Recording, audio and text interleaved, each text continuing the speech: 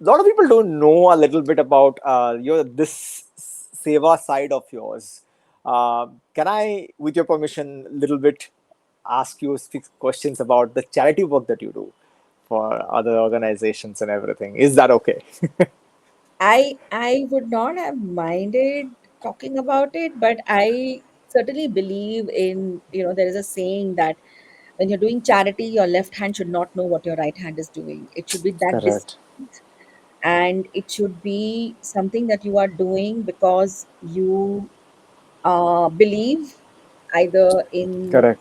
the what do you say, you believe in the cause, or you're doing it because you want to help people out, or whatever it is. And fortunately for me, I grew up in a family where this kind of I would say charity work was very uh, was was very common, in the sense that my father was always someone who liked to help people. And again, I come from a Banya family, and in the Banyas, amongst us, we have a concept which is called the Dharam Khata.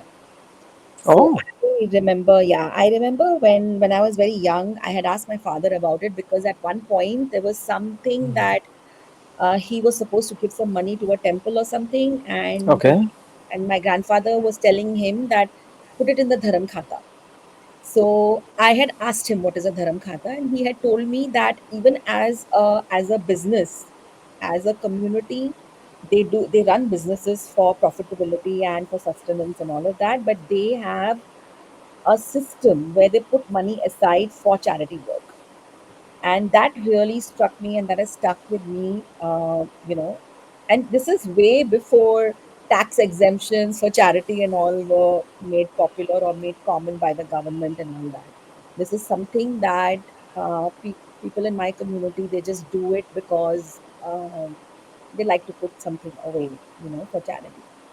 So that is the home environment I grew up in. So um, I don't like to talk about the places or the causes that I give money to, but definitely, if when it comes to giving your time and your effort, there is a cause which is very close to my heart, which I was working with for many, many years before, I took a back seat.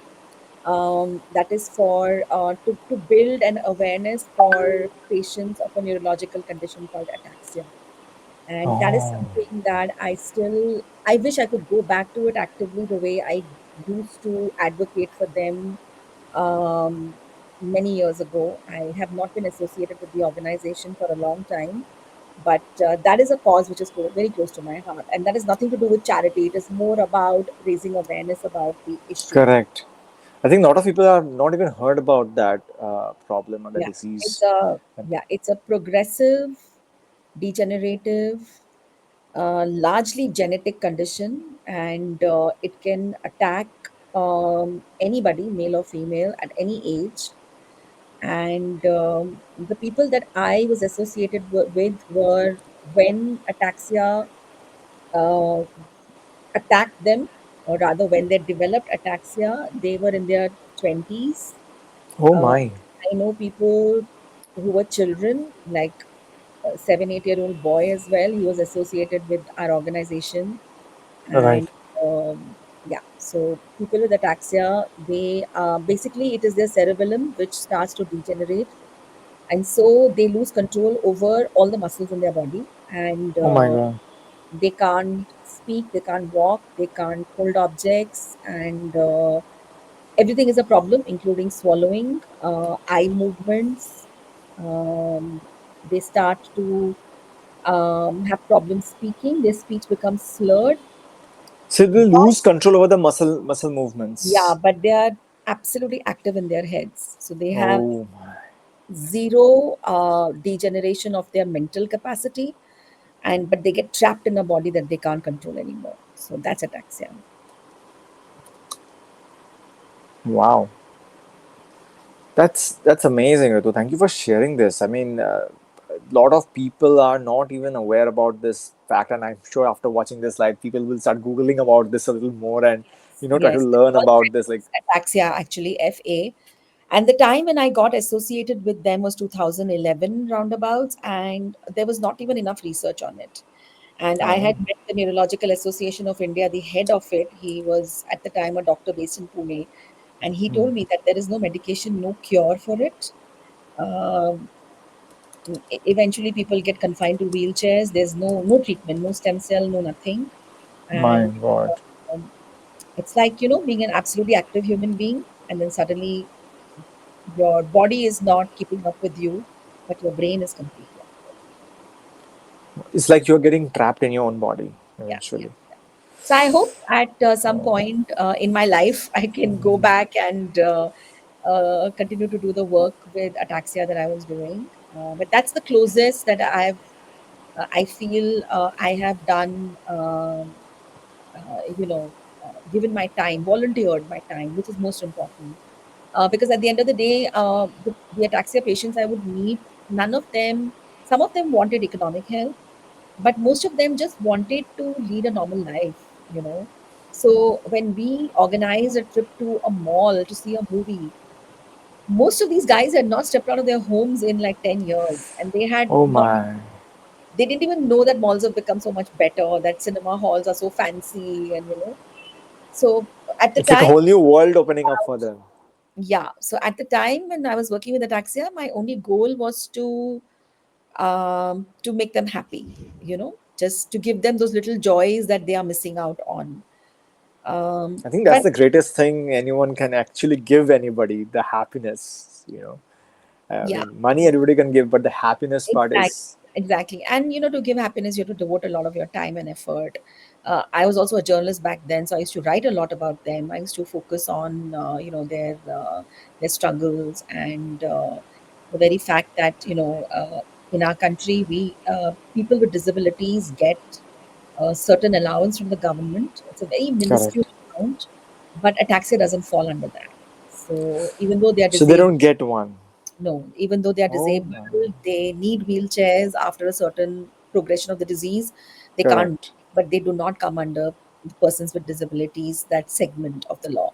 So they don't get even that tiny bit of minuscule support, they don't get financially from the Oh government. my. So That's hopefully really I can sad. go back to that. Yeah, yeah. It Oh is. It my. is. It used to bother me a lot, and but then I also realized that I'm just like Ta- a tiny, yeah, speck, yeah, and there's very little I can do by correct. myself. Correct.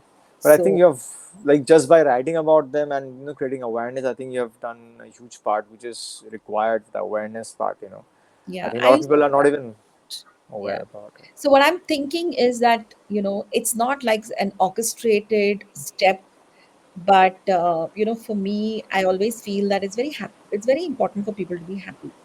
And so anything that goes towards that, so like this elderly gentleman who called me today, it made me very sad that I can't give him a tent. But it was only because it made him very It, happy.